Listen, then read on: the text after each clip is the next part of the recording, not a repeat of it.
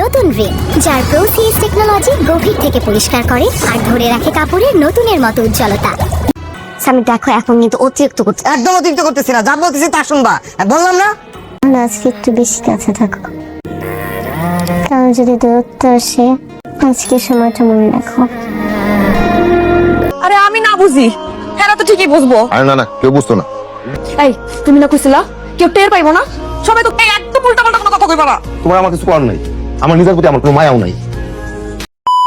আসসালামু আলাইকুম প্রিয় দর্শকবৃন্দ, আজকের এই ভিডিওতে থাকছে দারুণ কিছু গুরুত্বপূর্ণ আপডেট, পাশাপাশি ৩১ নম্বর পর্বের সংক্ষিপ্ত কিন্তু বিশ্লেষণ ভিত্তিক একটি রিভিউ। জানতে পারবেন আগামী ৩২ নম্বর পর্ব ঠিক কবে আপলোড হবে এবং কোন চ্যানেলে সবার আগে পুরো পর্বটি দেখতে পারবেন। তাই সম্পূর্ণ তথ্য পেতে ভিডিওটি শেষ পর্যন্ত অবশ্যই সঙ্গে থাকুন। শুরুতেই ছোট্ট একটি অনুরোধ, বাংলাদেশের কোন জেলা থেকে আপনারা ভিডিওটি দেখছেন গর্বের সাথে কমেন্টে জেলার নাম লিখে জানান। আমরা জানতে চাই কোন জেলার দর্শকেরা এই নাটকটিকে সবচেয়ে বেশি ভালোবাসছেন এবং নিয়মিত অনুসরণ করছেন। এবার চলুন ৩১ নম্বর পর্বের সংক্ষিপ্ত রিভিউতে প্রবেশ করি।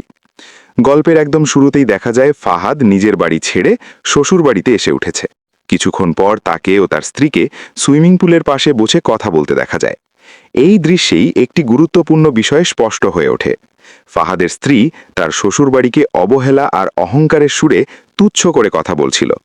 প্রথম দিকে ফাহাদ নীরবে সব শুনছিল, কিন্তু শেষ মুহূর্তে সে প্রতিবাদ জানায়। এই ছোট্ট প্রতিবাদী ইঙ্গিত দেয় ফাহাদের চরিত্রে ধীরে ধীরে পরিবর্তন আসছে। এখন সে বুঝতে শুরু করেছে আত্মসম্মান ও পরিবারের মর্যাদার প্রকৃত মূল্য কতটা গভীর।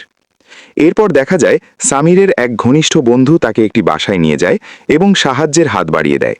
এই দৃশ্যটি গল্পে বড় একটি বার্তা দেয়। জীবনে অসংখ্য বন্ধুর প্রয়োজন নেই, একজন সত্যিকারের বন্ধু থাকলেই যথেষ্ট।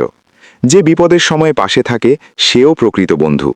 বাস্তব জীবনের সাথে এই অংশের মিল দর্শকদের হৃদয় স্পর্শ করে। পরবর্তী দৃশ্যে সামির ও ফাহাদ বাড়ি ছেড়ে চলে যাওয়ার পর তাদের পারিবারিক বাড়ির নিস্তব্ধ চিত্র ফুটে ওঠে। চারিদিকে এক ধরনের শূন্যতা আর চাপা কষ্ট অনুভূত হয়।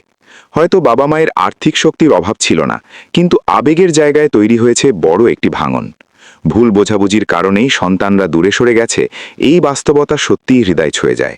এখানেই ফাহাদের একটি সংলাপ দর্শকদের মনে গভীর দাগ কাটে। তিনি বলেন, সন্তান হোক বা আত্মীয় স্বজন, সবসময় তাদের ক্ষমার দৃষ্টিতে দেখতে হয়। ক্ষমতার জোরে সম্পর্ক টিকিয়ে রাখা যায় না, ভালোবাসা ও ক্ষমাই সম্পর্ককে টিকিয়ে রাখে। এই কথার মধ্যেই ভবিষ্যতের একটি ইঙ্গিত লুকিয়ে আছে। সম্ভবত সামনে কোনো পুনর্মিলনের আভাস মিলতে পারে। সব মিলিয়ে ৩১ নম্বর পর্ব ছিল আবেগে ভরা এবং ভবিষ্যৎ পরিবর্তনের প্রস্তুতিমূলক একটি অধ্যায়। চরিত্রগুলোর মানসিক পরিবর্তন ধীরে ধীরে গল্পকে নতুন এক মোড়ের দিকে নিয়ে যাচ্ছে। এখন প্রশ্ন একটাই, আগামী পর্বে কি বড় কোনো সিদ্ধান্ত আসতে চলেছে? সম্পর্কগুলো কি আবার জোড়া লাগবে, নাকি পরিস্থিতি আরও জটিল হবে? এবার আসি সবচেয়ে গুরুত্বপূর্ণ আপডেটে। ৩২ নম্বর পর্ব প্রকাশিত হবে আগামীকাল বৃহস্পতিবার দুপুর ১২টায় অফিসিয়াল ইউটিউব চ্যানেল সিনেমাওয়ালা টিভিতে। সবার আগে পুরো পর্বটি দেখতে চাইলে এখনই চ্যানেলটি সাবস্ক্রাইব করে রাখুন এবং নোটিফিকেশন অন করে দিন। নতুন পর্বের অপেক্ষায় থাকুন। ধন্যবাদ সবাইকে। আসসালামু আলাইকুম।